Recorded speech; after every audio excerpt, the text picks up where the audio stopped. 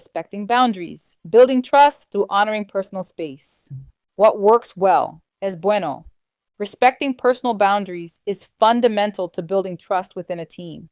It's about honoring each person's need for physical, emotional, or mental space and ensuring they know they can count on your support without feeling overstepped. By giving team members the space they need, you foster an environment of mutual respect and trust. When leaders respect boundaries, they show that they value the individual and their well-being. This kind of leadership strengthens connections and empowers teams to perform at their best because they feel safe, understood, and supported.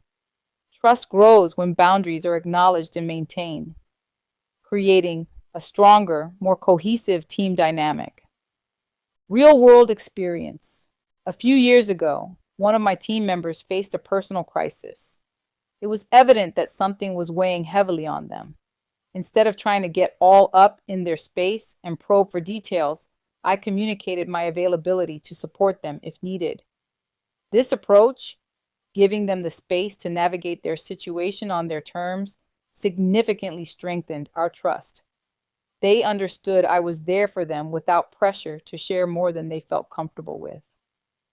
My own past experiences with boundaries being crossed have underscored this importance. I have faced situations where leaders intruded into my personal life under the guise of concern, leaving me feeling exposed and disrespected. This taught me the delicate balance between support and privacy. It's vital to maintain individuals' dignity and personal space for trust to flourish. I once had an experience asking a direct report about their relationship status, intending to invite them to a holiday gathering. This question inadvertently put them on the defensive and sparked a deeper conversation about stereotypes and workplace dynamics. Through this uncomfortable encounter, I learned about timing and sensitivity in communication, prompting me to prioritize respecting personal boundaries. My interactions with senior leaders underscored a crucial aspect of corporate culture, the critical need for empathy and respect for personal boundaries. In one instance, I reported to a CIO who routinely called after hours with trivial questions that could easily wait until the next day. One evening, while I was at Target with my youngest child, who was enthusiastically pointing out everything she wanted in the cart, he called and asked if I could talk. Despite the chaos, I sighed and said, "Yes, if you don't mind the background noise." He didn't have children and seemed completely unaware of the importance of respecting my off-the-clock time, especially at 7 p.m., when I was juggling family responsibilities after a full workday that started at 8 a.m. and didn't end until 6 p.m. This wasn't an isolated incident. He wasn't the only manager I reported to who thought it was acceptable to email, message, or call well before 8 a.m. and long after 6 p.m. And when I finally set boundaries and stopped responding outside of those hours, I felt like I was being unfairly judged for it, as if my availability had set a bar that I was expected to maintain, regardless of my personal time.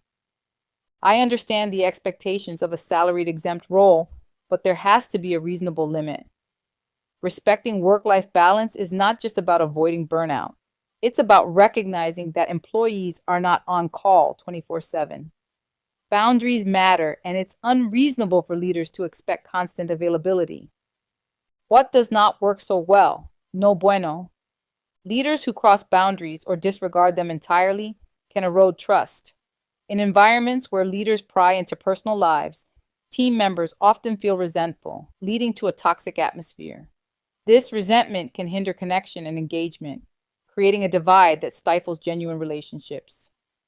One of the most significant mistakes a leader can make is assuming that caring gives them the right to know every detail about their team members' lives. Respect is crucial for maintaining a healthy work environment.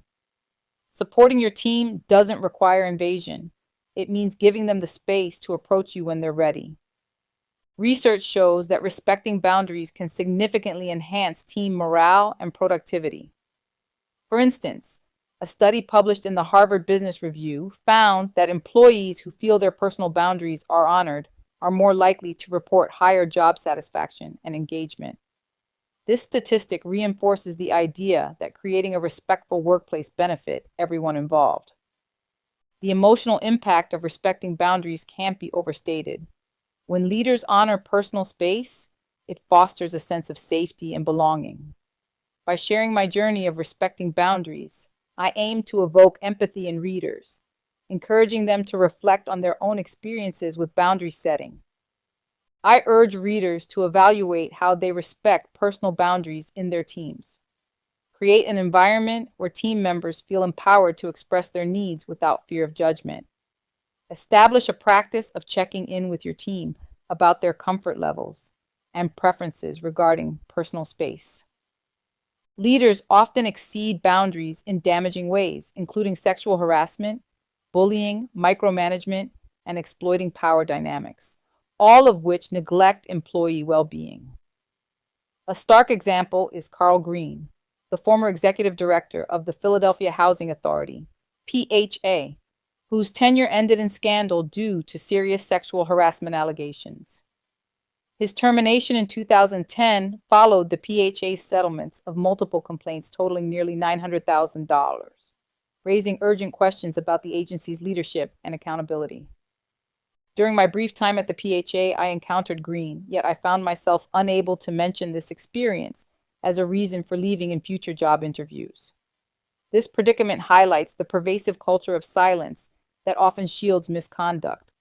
Such behaviors erode trust, foster toxic work environments, and lead to high turnover, affecting countless individuals like me. These ethical violations require more than acknowledgement. They demand a dedicated approach to foster a healthier workplace culture. Addressing these critical issues warrants deeper exploration, an exploration that could fill a whole other book. We must advocate for transparency and accountability in leadership to prevent similar situations from recurring and to ensure that every employee feels safe and valued in their work environment. The song Respect by Aretha Franklin embodies the chapter's message. Its powerful lyrics emphasize the importance of mutual respect in all relationships. Just as Aretha calls for respect in personal connections, this principle is equally vital in leadership. When boundaries are honored, individuals feel valued and supported, leading to stronger teams. By integrating these insights, we can cultivate an environment where trust thrives, creating a culture that respects personal boundaries and fosters lasting connections. This practice not only enhances team dynamics, but also contributes to a more engaged and productive workplace. This concludes Chapter 10. Please proceed to Chapter 11.